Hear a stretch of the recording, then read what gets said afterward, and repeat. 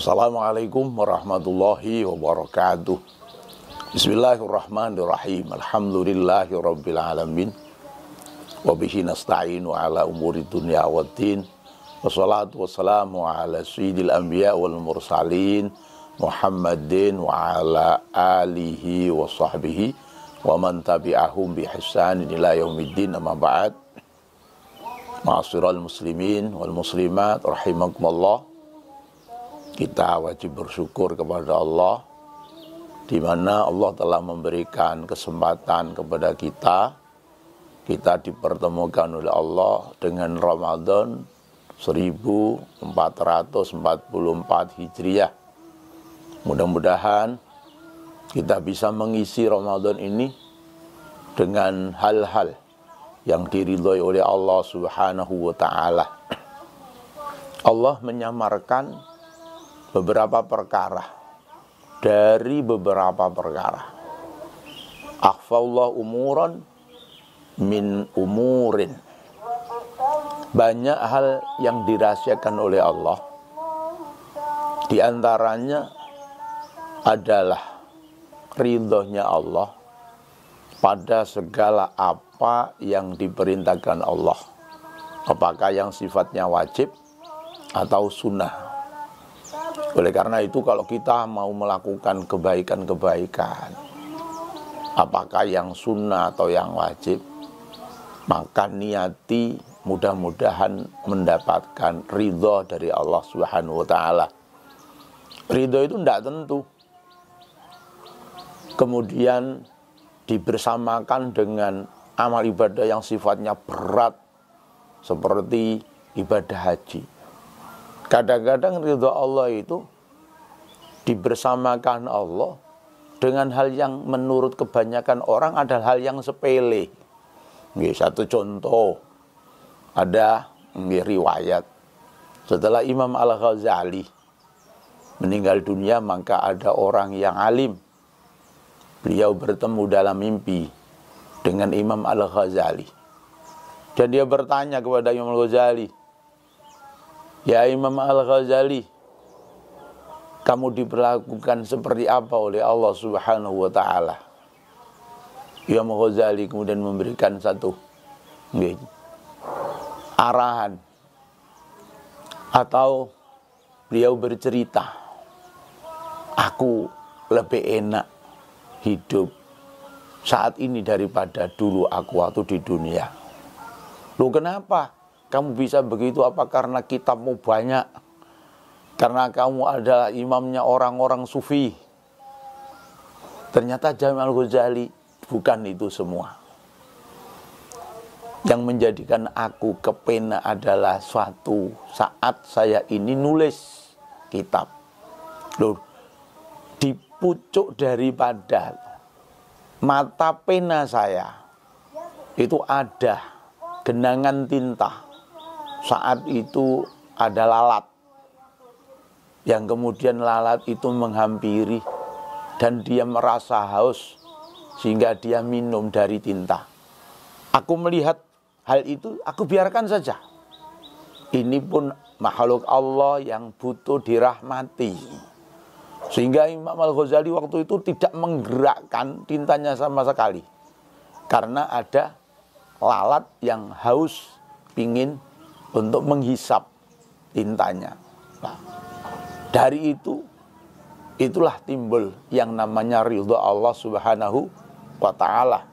Dan masih banyak cerita-cerita, di antaranya adalah saat Nabiullah Musa alaihissalam adu kesaktian dengan Syaharatu Fir'aun, orang-orang hebat-hebat di kalangan Fir'aun, tukang pukul-pukul Fir'aun. Ini orang gregetan sama Musa. Tetapi ada satu sisi baiknya. Apa itu? Yaitu dia sopan dengan Nabi Musa. Dia mengatakan, "Ya Musa, imma antulqiya wa imma an nakuna nahnul mulkin." Musa, kita adu kesaktian. Kamu sendiri yang mendahului aku, apa aku yang mendahului kamu. Ini kesopanan. Karena itu Allah respon, Allah meridhoi dengan kesopanan ini. Akhirnya Saharatu Musa semuanya iman kepada Nabi Musa alaihissalam. Ini ridho. Maka oleh karena itu kita ini kalau melakukan apa-apa, carilah ridho Allah subhanahu wa ta'ala. Rasulullah berpesan, la tahqiranna binal ma'rufi say'an. Pokoknya sekecil apapun kalau itu baik, jangan kau hinakan, jangan kau remehkan, lakukan. Boleh jadi itulah di situ ridho Allah subhanahu wa ta'ala. Di antara lagi yang disamarkan oleh Allah adalah Lailatul Qadar. Lailatul Qadar itu jelas, yaitu malam yang ada di malam-malam bulan Ramadan. Cuma Allah tidak menjelaskan secara jelas apakah tanggal 17, apa tanggal 21, apa tanggal 29. Allah samarkan. Untuk apa? Supaya kita ini betul-betul beristihad, bersungguh-sungguh mulai tanggal 1 Ramadan sampai akhir Ramadan. Kalau ada prediksi itu hanya prediksi. Kalau mau bukan prediksi, ada yang mengatakan Ramadan itu mesti 27. Dengan alasan apa? Karena ada sinyal isyarah dari Allah, dari firman-Nya, inna anzalnahu fi lailatul qadr wa ma adraka ma lailatul qadr. Lailatul qadri khairum min alfi syahr, tanazzalul malaikatu warruhu fiha bi rabbihim min kulli amr. Salamun hiya hatta matla'il fajr. Dalam surat Al-Qadr itu kata Lailatul Qadri ini disebut 3 kali. Nah, setiap kata Lailatul Qadri itu memuat 9 huruf. Jadi kemudian sinyal itu dipadukan 9 kali 3, maka ketemulah 27. Kemudian ada sinyal lagi, dihitung oleh ahli, ternyata kalimat yang ada dalam surat Al-Qadr mulai inna anzalna sampai matla'il fajri itu ada 30 kalimat sesuai dengan jumlah bilangan 1 bulan 30. Lah, ternyata kata hiya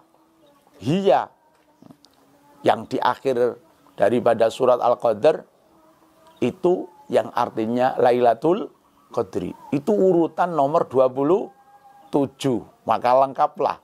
Maka menurut prediksi, ini prediksi dari sinyal-sinyal itu, Lailatul Qadar adalah tanggal 27. Tetapi Rasulullah menghimbau kepada kita dengan sabdanya, taharrau lailatul qadri fil asril awakhir min Ramadan.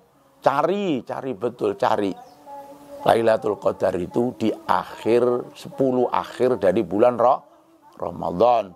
Jadi mulai tanggal 21 sampai akhir kita harus lebih meningkatkan sebagaimana Rasulullah yang diriwayatkan oleh Sayyidah Aisyah. Karena Rasulullah sallallahu alaihi wasallam idza dakhala asr awakhir shadda mi'zarahu wa ahya lailahu wa aiqadha ahlahu.